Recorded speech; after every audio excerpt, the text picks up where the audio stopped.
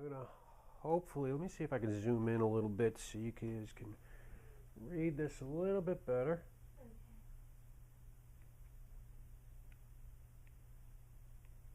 That's probably as good as it gets right there. But when we're done, I'm going to have you take a picture of this.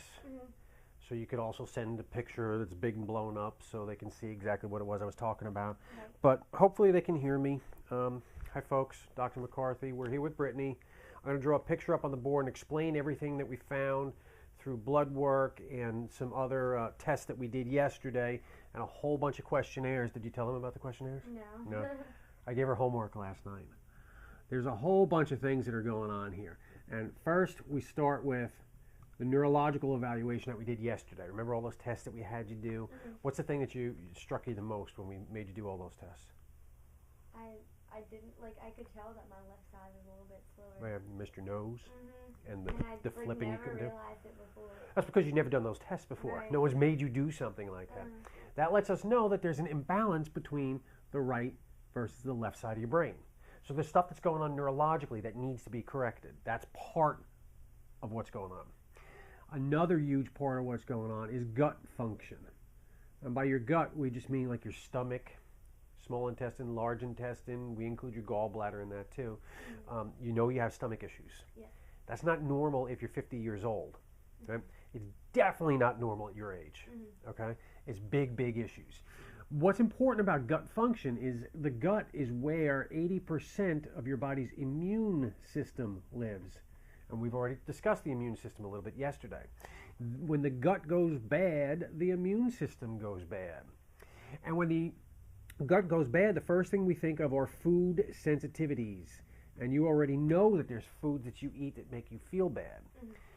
The really difficult thing about this with the food sensitivities is there's foods that you're eating right now that you don't even realize is contributing to you not feeling well. Because if you eat certain foods, you get that like reflux, indigestion type thing. Right. Well, there's other foods that you're eating that just make your immune system angry and it contributes to your overall poor health, but you don't feel anything, so you don't realize it right away. When that happens and you continue to eat these foods, it develops into what's called leaky gut syndrome. Did you ever hear that? Yes. Your Google searches? Yeah. Leaky gut syndrome is a bad situation because now instead of tiny microscopic holes in your intestines, there's large gaping holes, and these large pieces of undigested proteins and immune cells can get into your circulatory system, and again, it just makes your immune system even more angry. So we've got to figure out what the foods are that you're eating that are contributing to this, get them out of your diet. Then we got to do something to heal up the leaky gut. All right. There's another situation that I've seen now. We got 3 or 4 different sets of blood work with you. Yes. And I keep seeing this dysbiosis. Your neutrophils are always at 60, 61, 62, and you're like right at the top of the edge of the normal limit. Sometimes you're over that normal limit. High neutrophils, remember what that means? Bacteria. Okay? You have some type of chronic bacterial infection going on inside of you. And it just keeps getting pushed by the wayside because remember we talked about lab ranges? And you're right there. You know, you're real close to being normal. Don't worry about it. That's just normal for Brittany. That's what they say. Well, you're not normal. Yeah. You know, you're not the Brittany you were 5 years ago. That's not normal. So that's something that we need to evaluate properly. And then in order to fix these things, we've got to optimize your vitamin D levels, essential fatty acids. You don't eat fish very often. Okay, so you might have to take a omega-3 fatty acid supplement. It's not a big deal. And then glutathione. And glutathione, we might even utilize that right over your thyroid. All right, we'll come back to that again later. Oh, did you ever get a hepatitis B vaccine? Yes. Okay. When was it?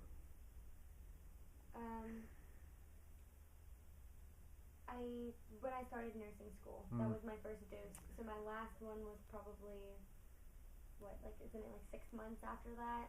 So last January, okay. February. Because somebody ran a hepatitis B surface antigen, yes. Surface antibody. Yes, because I had to get that to make sure that the shot. I got worried first. Yeah. I said, I hope it's because she took a shot. Right. Okay, good. All right, so you're immune, theoretically. Yes. They told me that I'm immune from it, and because I had to get this the actual shot, like the whole thing, twice. So they wanted me to get it again, and then I had to like prove my blood work to the school because they needed to see a copy of it, and they told me I was amazing. Okay. I don't like those things. It worried me though when I first saw it. Yes. What the heck? You didn't tell me about that. No. Okay, blood sugar. Blood sugar is a big issue with you. We know we've seen a couple of times. Well, this is where I want your blood sugar to be all day, every day, between 85 and 99. Right. All right. You know the normal range is 65 to 110. I'm strict. Right. When your blood sugar goes too high, that's insulin resistance. When the blood sugar goes too low, what's that called? Hypoglycemia. She's studying, folks. She's doing good. This is what we want your blood sugar to look like throughout the day. And this is what's happening with you throughout your day. Okay? We asked you those questions on the questionnaires, and you're telling me with both of them that you have signs and symptoms of hypoglycemia, and you also have signs and symptoms of insulin resistance. So we need to tighten up this ship a little bit, maybe change some of the foods you're eating. And I'm telling you that these food sensitivities, if you have like a gluten sensitivity, right? I'm not saying you do. If you do, and we just take gluten out of your life, just doing that is going to narrow this down and make it better. Okay? So we got to figure out what it is, but you got to avoid the lows and you got to avoid the highs. And here's another issue. When you've got those wild fluctuating blood sugar levels, the brain becomes unhappy. So the brain screams down to your stress glands, the adrenals, and the adrenals will kick out cortisol. And cortisol will do a couple of different things. It will help to regulate your blood sugar and get it back into that normal range. But cortisol is only supposed to be excreted into your circulatory system during times of extreme stress, not like 3, 4, 5 times a day, every day. So why is it doing that? When your blood sugar gets too low, hypoglycemic, Right. your brain says, hey, I need more blood sugar. So it tells the adrenals, and the adrenals kick out cortisol, and cortisol will raise your blood sugar. So why is my blood sugar getting that low? I don't know. Are you eating 3 times a day? I Try to. Okay. You might have to eat 5 or 6 times a day.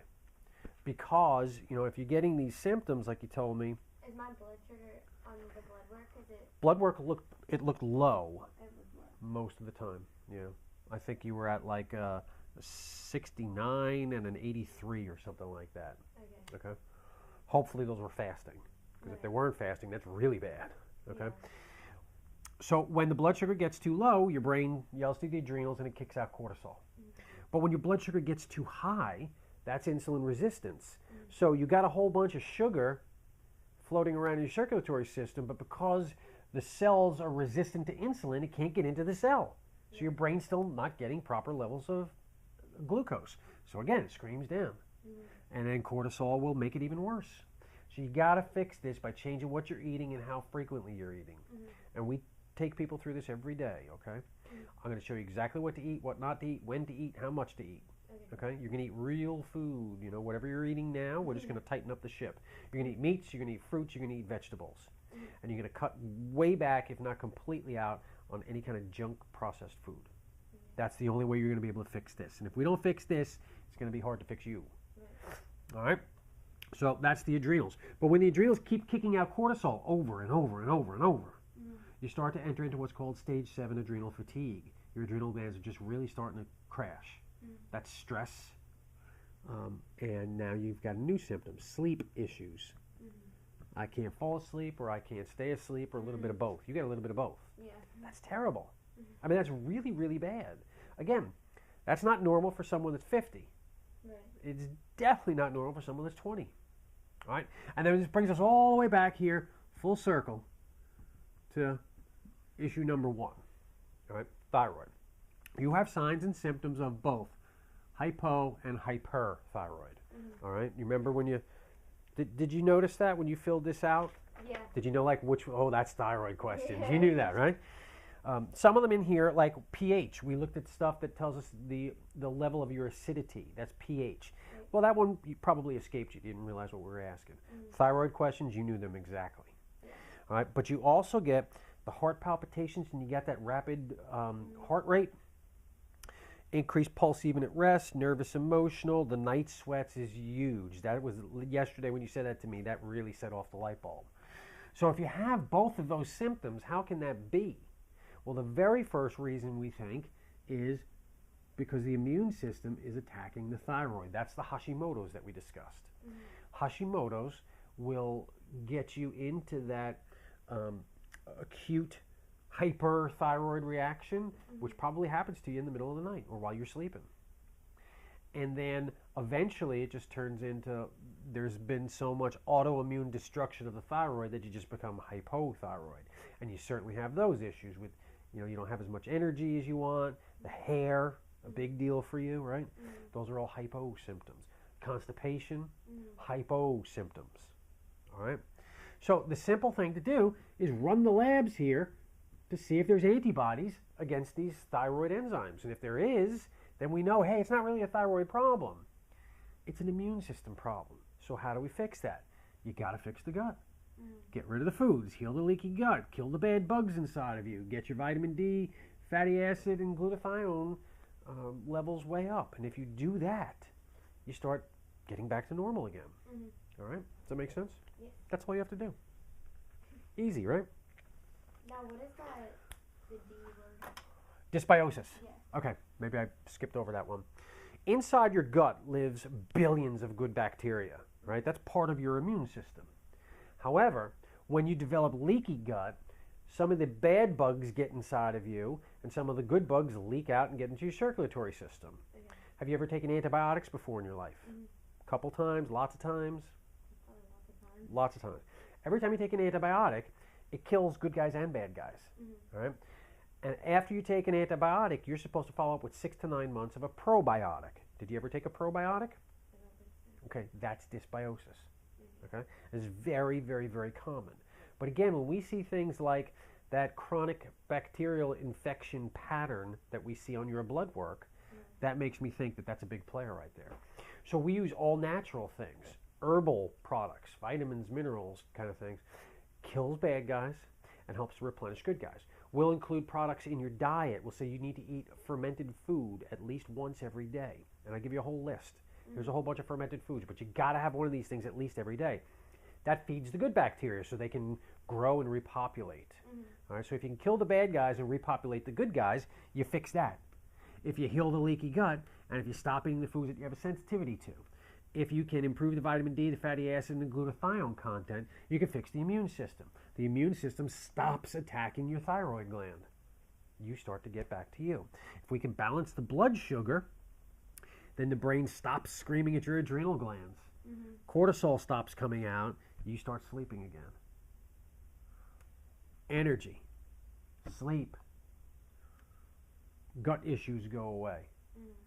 Immune system stops attacking your thyroid, and all the while we're working on getting your brain balanced again. So we can see that that left side is working as well as the right side.